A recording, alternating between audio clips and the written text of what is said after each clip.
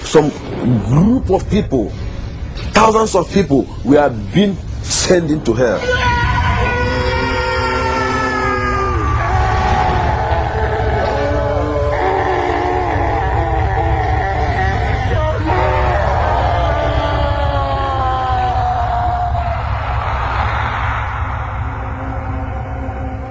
Then in me, I concluded in my heart that I must do something to make sure that my husband is revived.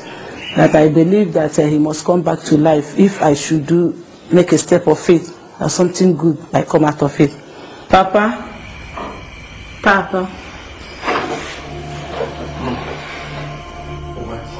we'll take his body to church. What? Guinea? We must take Daniel's body to church. Madam, my daughter. Daniel is dead and is gone.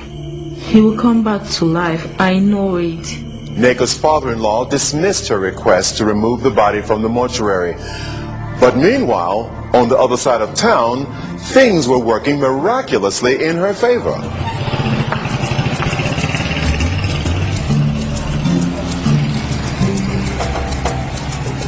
As early as 5:30 to 6, I left my house with the address facing the dad, reaching Amimo Ikeduru. Then when I asked of the man, the man, Mr. Lawrence Eke Ihuba, then they directed me to him and I told him to come and remove the corpse that they brought inside my mortuary. They claimed that he died on accident case because during that time he was bleeding. Yeah. Then I asked them to come and remove the body. I saw some kind of signs. I don't know what is wrong with the corpse. I don't want anything to hurt me because this job is a tedious job. It's a dangerous job.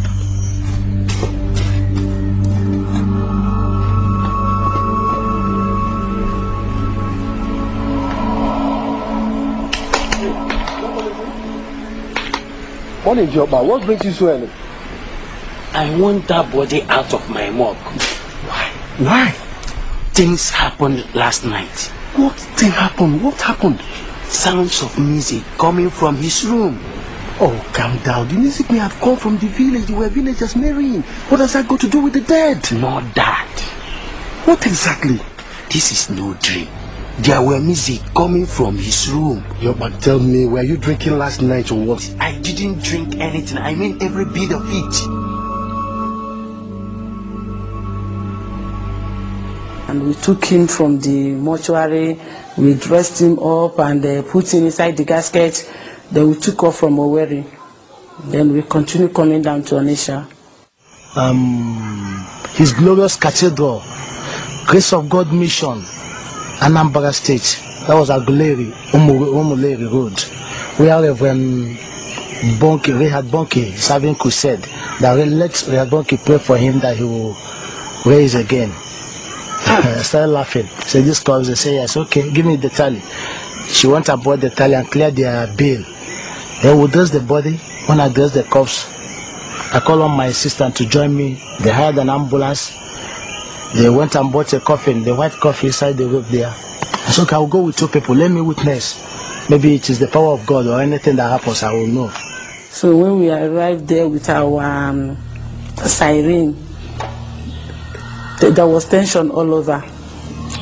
Security people came, both the church security, the one they signed from local government, even from federal government, even the one that came with bunker. Some of them, they thought that we evil people that came to bomb bunker at the first time. They were pushing me left, right, and center. Then I was withstanding their pushing and their torment. They were abusing me and calling me all sorts of names.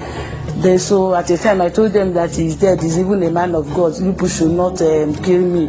He's a man of God, only that he had an accident and died. That they should allow us to take him inside so that Bonke can pray for him. And I believe that he can come back to life. The security guards refused them entry into the premises, thinking they might have a bomb in the casket. The procession was redirected to a facility in the back of the church. Daniel was taken out of the casket and laid on a table. People started praying for him, praying for resurrection. Then the angel said to me that he's sending me back to the world to go and warn this generation, because this is going to be the last warning to this generation. As prayers was going on, then his heart began to pant. Life began to come in his heart. We continued praying, we are praying, we are praying.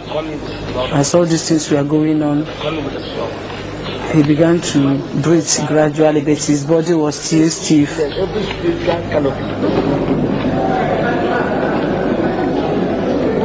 I saw myself being held of a lot of people. I saw myself being held of a lot of people. I was naked, I was wearing only trousers, they pulled on my dress. I saw a crowd of people, more than 20,000 people. I looked my left, right, everywhere. People were shouting, crying everywhere. Some was praising God, some was crying, I was looking around, I couldn't understand what was happening. Because to me, I was falling down and I fell into pit. And to me, when I opened my eyes, I saw all hands was grabbing me. They said to me that I jumped up.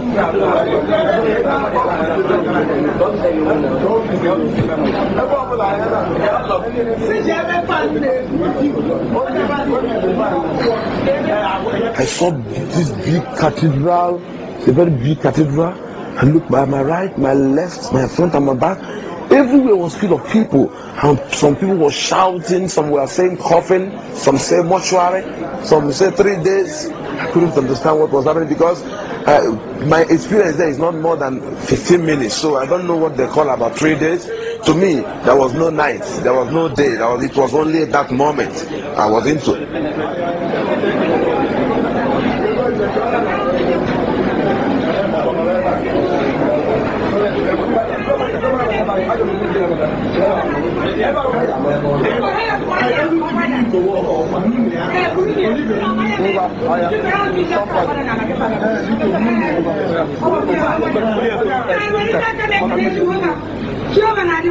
I now said to my wife, yes, what is happening? She said I should keep quiet until when we get to the house. Brought me back to my house, this place with my wife. So when we get inside the bedroom, that's been on 2nd of December, I asked my wife, what is happening? What about coffin and 2 days and mortuary? What is happening? Then my wife now begin to look at my body where they injected chemical, and she said, did you know he was in mortuary 3 days? And this is the death certificate, while I left the ambulance, they still went to the hospital. So the doctor now confirmed that I have died. They now use their equipment, check, according to, you can see, they check the heartbeats, everything, the eye pupil, everything, according to the doctor. After checking everything, he now confirmed that I was totally dead. He now gave them certificate that they should remove me. You can see it here, say, removed for mortuary.